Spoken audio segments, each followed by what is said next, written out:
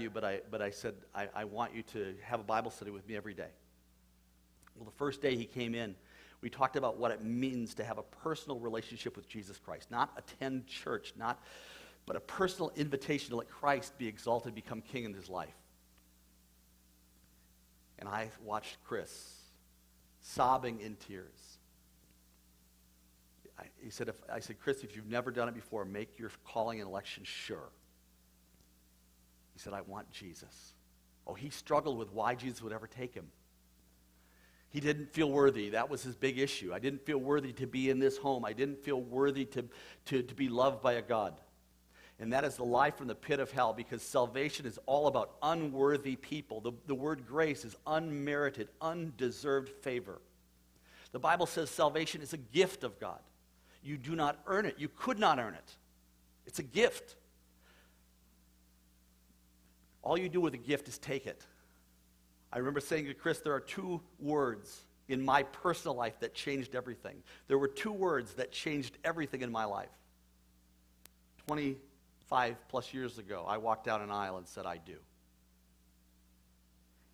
Instantly, by expressing those words from my heart, I passed over from singlehood to marriedhood. And that's what salvation was. And I watched Chris sobbingly come to Christ. And it was a great month. It was a great month. And Bill, Chris would say thank you, because Bill would get up, drag his butt out of bed, and he would be here at 4. They had to be at work at 4:30 in the morning. You don't want to get up at 4:30 in the morning. I used to say if God wanted us up that early, he would have scheduled the sunrise earlier. But he did. Because it was years ago where you guys were faithful to take a little baby, because God had destined that little baby Christopher to come into your home, because he just needed to intersect his life with Jesus, and he needed to see an illustration of truth. Chris had lots of dreams. You know what Chris's dream was? He said, I'd love to be a youth pastor. He heard the gospel from grandpas and grandmas and moms and dads and uncles. But that was his dream, wasn't it? It was, if he could write the story, that's what he'd do. He'd help other people get through what he got through. And there's a Jesus that intersected his world. Now, lots of times you say this, well, if he came to Christ, why is it that he still struggled? Let me ask you this, why do you still struggle? You see, there are some sins and some things that grasp us as believers that they're a little less caustic, right? You could sit here today and you got your little issues. And there are some things. The enemy is so vile. I used to say to Chris, I said, his purpose is to take God's wonderful creation, and he wants to distort and corrupt and bend and contort and graffiti your life. I used the word graffiti, I don't know why, and he said, I hate these tattoos. Because if you look at tattoos of people that he uses drugs to, and I'm going to say, Satan loves drugs. Because the reason he loves drugs and he loves alcohol is because he can take and get you to alter the chemistry that he has created in such a way that you will do things that no animal would do. Oh, he loves drugs. He loves what it does, because he can take God's beautiful creation and he can bend it and break it and contort it and spray paint over it and say, how do you like your creation now, God?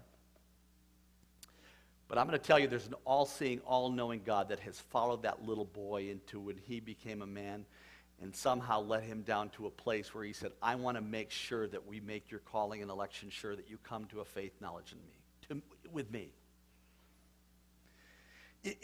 If you're here today, my greatest thing is to say to you, don't judge Chris from what didn't happen, that he didn't get it all together. The Bible says you will not be like him until you are with him. We can slow the process down, and it can be debilitating. And I read 2 Peter chapter 2, verse where it says there are things, if we don't add certain things to our Christian faith, if you don't add these things, self-control and other things, they will make you ineffective and unproductive in your spiritual walk. So let me tell you this. Some of you here may be going through, you have something that grasps your life, that's holding on to your life, that you may say, well, I received Jesus, but you will be ineffective and unproductive. You'll have a saved soul, wasted life. You had a mission that God wanted to do. I don't understand the sovereignty of God, and these hard moments are super hard. I really don't understand. All I know is that somehow God sees the beginning from the end, and somehow he said it is best to allow this. It is best. I can't explain all the details, God said, because you don't see the world as I see. You see in a mirror dimly, but someday you'll understand. This is really, really the best. And when you cry, he said, I'm going to keep track of that because I was a great high priest that was tested and tempted and feared and doubted and cried like you.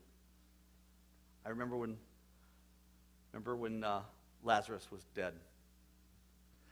There's different times where Jesus cried. And Jesus hurt with other people who were hurting. The story of Lazarus was to illustrate that death doesn't end at all. You see, it was prior to Lazarus that Jesus was the resurrection and the life. Prior to that, he was the bread of life. He could feed people. But Martha thought it was too late.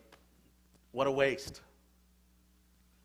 In Lazarus' case, Jesus wanted to make sure that everybody knew that Jesus was the resurrection and the life. There is a life after this life. Today, Chris's struggles are done. He's not struggling. He's at peace. He has probably got rid of all the tattoos.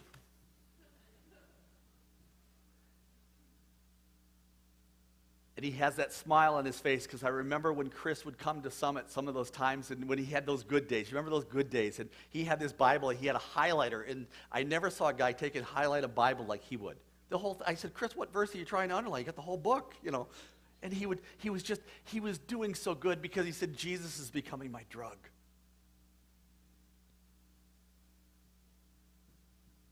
And then all of a sudden, the enemy of our souls says, you've come this far, but no farther. You've gotten out of Egypt, and you're in, but I'm not going to let you live in the Canaan land experience of the abundant Christian life. I'm going to keep you captive in this desert. And some people, unfortunately, never make it to this abundant, spirit-filled Christian life that God has designed. Some of you. It's there. And you make excuses and you think, well, maybe it's not for me. God has passed me by. Maybe I'm not worthy. Maybe I've done too many bad things. And those are lies from the pit of hell. And you've traded the truth for a lie. But I want you to know that Chris Lenardson is walking with Jesus today. Drug-free. No treatment center can do that. You know, they can't do that. You want to know something really amazing about treatment centers? I got to tell you this. This is kind of a really interesting statistic. Faith-based program, secular programs have a 2 to 4%, according to a Northwestern University study, secular study, 2 to 4% cure rate, if they'll even claim one. Faith-based programs, they did a study. They had 500 addicts, and 5 years later they were clean. They asked them this question: what is it that kept you clean? You know what they said? A personal relationship with Jesus Christ. They wrote that down. They said, we're sociologists, we're not theologians, we don't know what this means, but they called that their conclusion to why faith-based programs have a cure rate of 72 to 85% versus 2 to 4. They called their conclusion the Jesus factor. We said, we don't get it, but it's true. Jesus Christ is your only hope of salvation. It's Jesus Christ that did offer and does provide everything you need, even what Chris's need. But sometimes we just don't know how to take it. We trade the truth for a lie. But if you're here today, I want Chris's day to be the biggest day Chris ever spoke. The biggest day he ever spoke. And he'll speak through unlikely friends. If he was here today, if you are caught by drugs or alcohol or anything else, he'll say, run. Run to Jesus. Run to Jesus. He is your exclusive and only hope. He is your exclusive and only hope. You have tried everything else. You have domesticated a problem, but you have not been set free. Christ said, who the Son sets free, they can be free indeed. If you're here today and you need to be set free, maybe it's pornography, maybe it's drugs, maybe it's alcohol, maybe you say, you know what, I'm in a marriage where I've just decided to give up. I will tell you, Jesus is the answer. Not going to church, not throwing money in a plate, but Jesus Christ, a daily, living, vital relationship where he begins to exchange your weakness and imparts his strength and his life and his spirit within you to give you the capacity to live a life that is inexplicable in human terms. Jesus Christ can make us humans. We are the human vehicle of his divine potential. He will indwell you by his Spirit and give you what it takes one day at a time as you depend and live in him. So I'm here to say to the family, thank you for being an open demonstration of truth. Thank you for putting up with all of his junk, because he would say that. He would say, thank you for putting up with all the junk. And I can tell you, humanly speaking, that Bill and Glenna have been amazing. Amazing. You know, you need the power of Christ to go through stuff like this. It doesn't end. You need the power of Christ. And somehow God allows these things not just for Chris, but for us.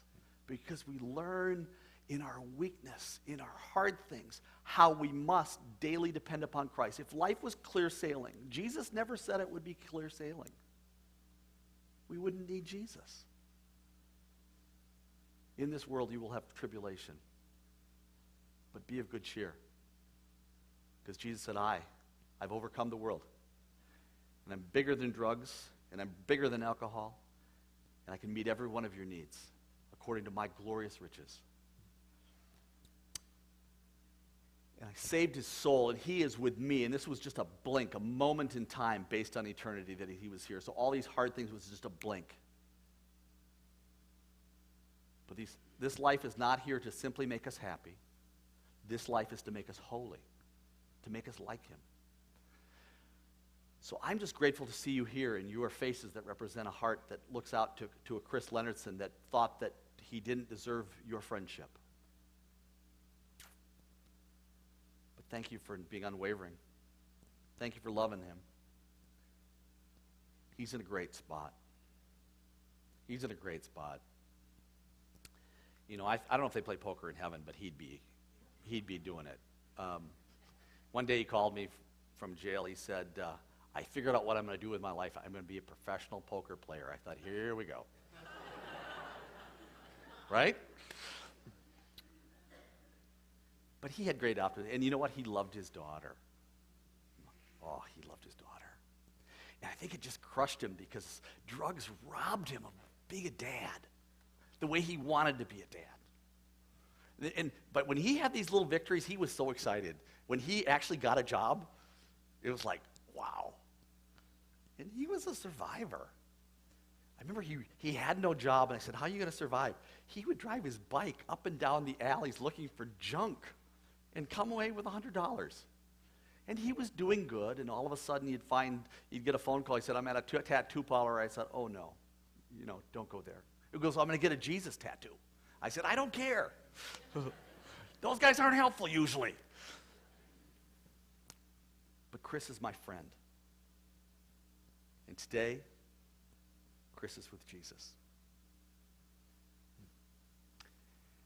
Man, thanks, Dave. And I think it's just time to pause if I can.